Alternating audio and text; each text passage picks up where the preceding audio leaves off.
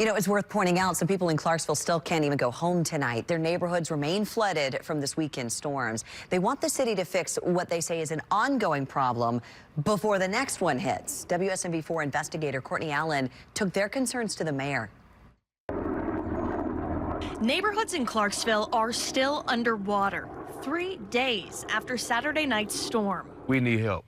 People here have been telling us for days, before, during, and after the most recent storm. And the city's not offering answers. Answers on why these same neighborhoods continually flood. So we took their concerns to the mayor. Why does this keep happening? Well, we've had a lot of rain, and where they're located in a lower lying area tends to attract water. Mayor Joe Pitts says those low-lying areas, the Woodstock neighborhood and Alberta Drive and Freestone Court, are being studied right now by engineers to figure out how to improve drainage in those neighborhoods. They've both flooded twice in less than 2 months, but the mayor would not give us any timeline on when the studies would be done or when residents could see changes here. I'm not going to even give you a ballpark. I'll just say that we have an urgency.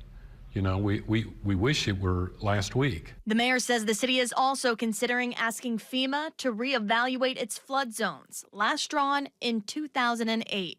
These two neighborhoods are not considered to be flood zones under the current maps. That's on the table, remapping the flood zones here in the city of Clarksville.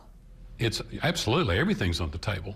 The mayor says that process could take months. In the meantime, the city says it's working with homeowners who've been flooded to qualify them for FEMA assistance, including a buyout program. Courtney Allen, WSMV4.